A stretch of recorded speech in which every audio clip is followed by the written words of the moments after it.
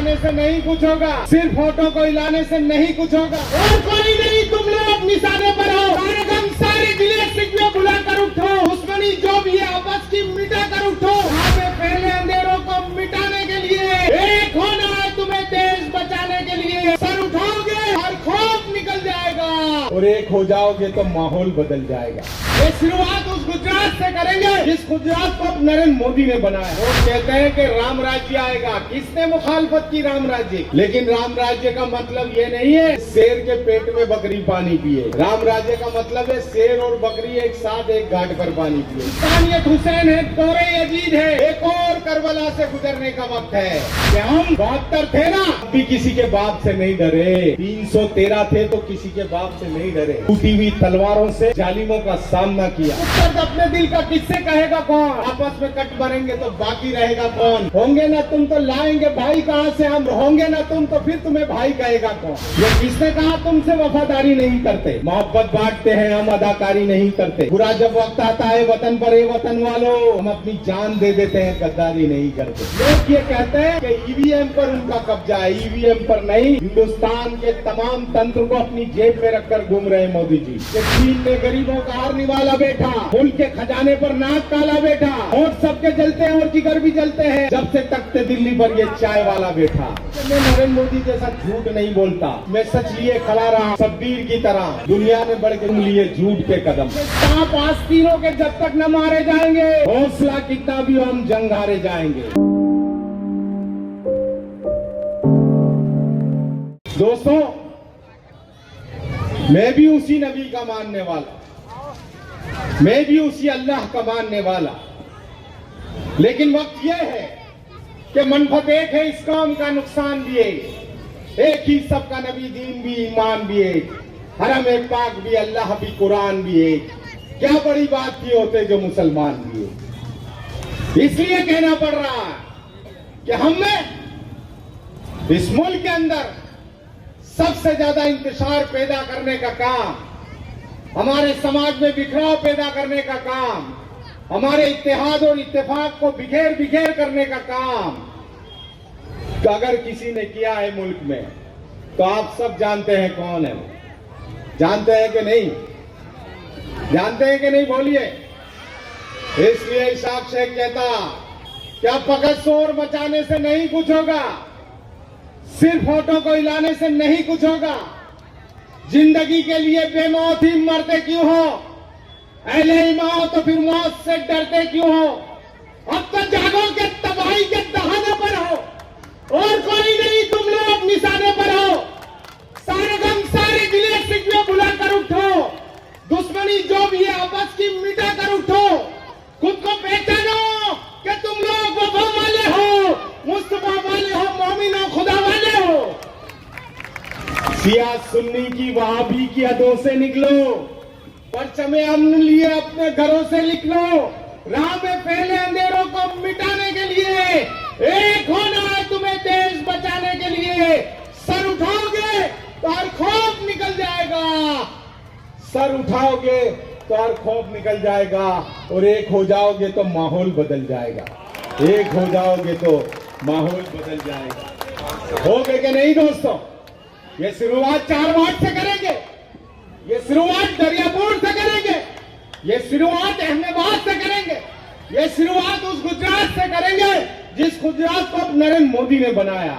हम ऐसा गुजरात बनाएंगे जिसका ख्वाब राहुल गांधी ने देखा। दोनों के ख्वाबों में बहुत फर्क है। हम वो लोग नहीं है। लोग कहते हैं कि राम राज्य आएगा, किसने मुखालफत की राम राज्य की? लेकिन राम राज्य का मतलब ये नहीं है कि शेर के पेट में बकरी पानी पिए। राम राज्य का मतलब है शेर और बकरी एक साथ एक घाट पर पानी पिए थे। गयासुद्दीन शेख साहब, गयास भाई, हरदिल अजीज एमएलए, दोस्तों, वो शख्स आया डायस पर जिसके लिए मैंने लिखा कि कदम कदम पे सितारे उतर के आएंगे, तेरे नसीब में तारे उतर के आएंगे, सहारा बन के निकल घर से बेसहारों का, तेरी मदद को फरिश्ते उतर के आएंगे। तेरी मदद को फरिश्ते उतर कर आएंगे। एक किरदार की जिंदगी जीने वाला शख्स, इसके लिए कहा था इशाक शेख ने गयास भाई के लिए कि हमने किरदार की चादर कहाँ काली की है, हुक्मरानी भी की है तो मिसाली की है। एक मिसाली किरदार वाली जिंदगी जीने वाला शख्स, कई बार उम्रा करने वाला, अपने इलाके का दर्द नहीं अपनी कौम का दर्द लेकर जीने वाला, और वो कौम के दर्द में उसने उसके प्यारे नबी ने जो उसे सिखाया है उस पर साबित कदम रहने वाला।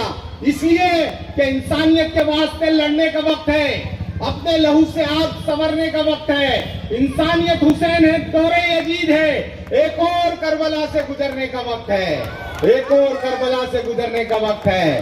करबला की जमीन ये दर्ज देती है हमें, इमाम हुसैन की शहादत ये दर्ज देती है हमें कि हम 72 थे ना, तब भी किसी के बाप से नहीं डरे।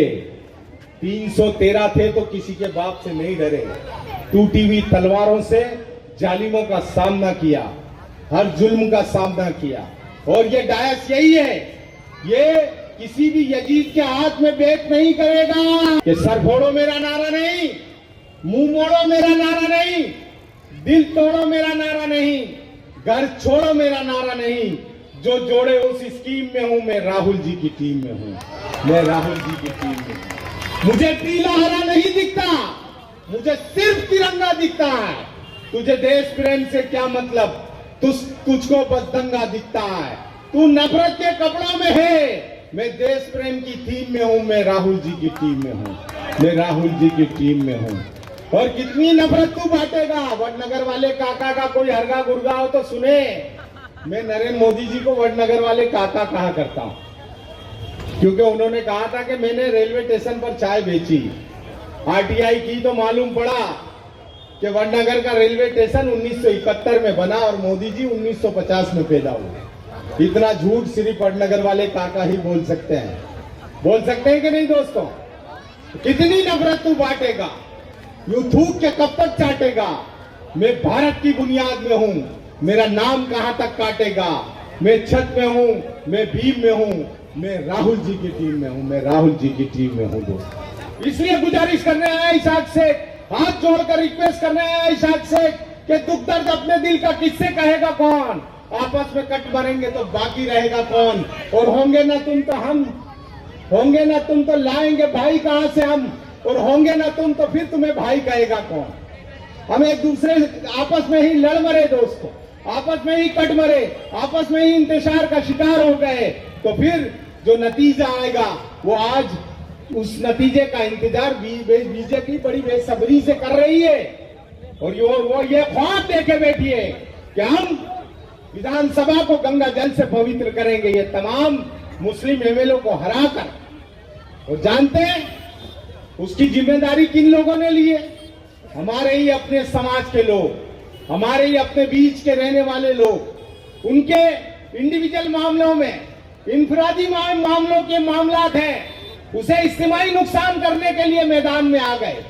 गयासुद्दीन हारता है तो समाज का इज्तिमाई नुकसान होता है दोस्तों, और इज्तिमाई नुकसान बड़ा होता है, इंफरादी नुकसान छोटा होता है।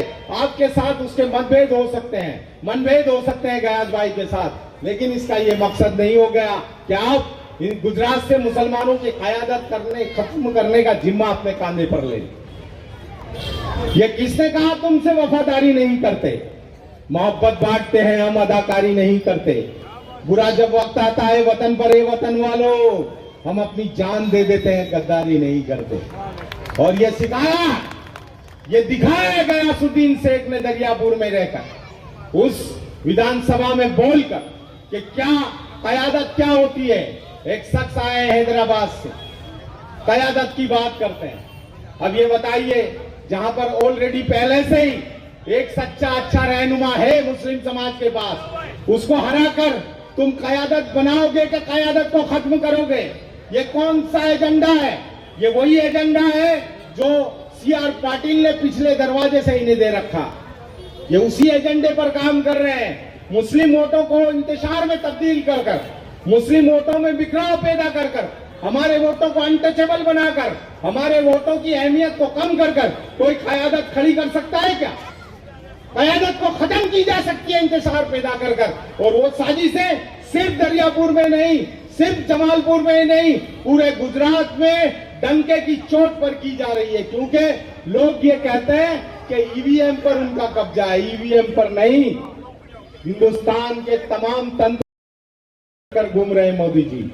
लेकिन इसाक शेख कहता है कि चीन ने गरीबों का हार निवाला बैठा, मुल्क के खजाने पर नाक काला बैठा, होंठ सबके जलते हैं और जिगर भी जलते हैं जब से तख्ते दिल्ली पर ये चाय वाला बैठा। ये मेरी बात एक एक बात है आपको आईने की तरह, मोती की तरह सच लगेगी, क्योंकि मैं नरेंद्र मोदी जैसा झूठ नहीं बोलता। मैं सच लिए खड़ा रहा शब्बीर की तरह। दुनिया ने बढ़ के चूम लिए झूठ के कदम। झूठ बोलने का आदि नहीं, सच बोलने का आदि हूं दोस्तों। और सच्चाई यही है कि हम अगर एक रहे तो हमारी क़यादत जिंदा रहेगी, हम में इत्तेफाक रहा तो हमारी क़यादत जिंदा रहेगी। इसलिए मुत्तहिद हो जाओ वरना सर उतारे जाएंगे, मुंतशिर रहकर तो हम किस्तों में मारे जाएंगे। और उसका इलाज बताता हूं गयास भाई, उसका इलाज एक एक बच्चा यहां से मेरा ये शेर लेकर घर जाना और 5 तारीख को उस पर अमल करना कि सांप आस्तीनों के जब तक न मारे जाएंगे, हौसला कितना भी हो हम जंग हारे जाएंगे।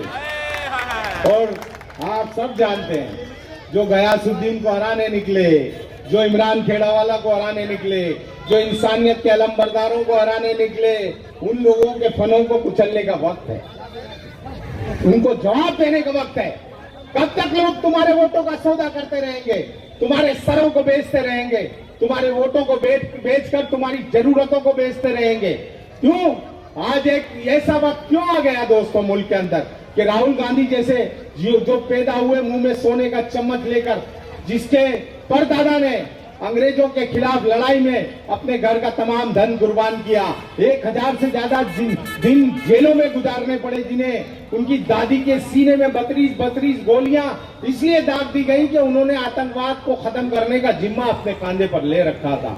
वो पीछे नहीं हटे, राजीव गांधी पीछे नहीं हटे। उन्हें मालूम था कि मैं ये आतंकवाद के खिलाफ लड़ाई लड़ूंगा तो मुझे जान से हाथ धोने पड़ेंगे, लेकिन उसके बावजूद भी वो अपनी राह से डगमगाए नहीं। उसी तरह ये राहुल गांधी भी उन्हीं का बेटा आज जानता है कि ये गोडसे का दौर है।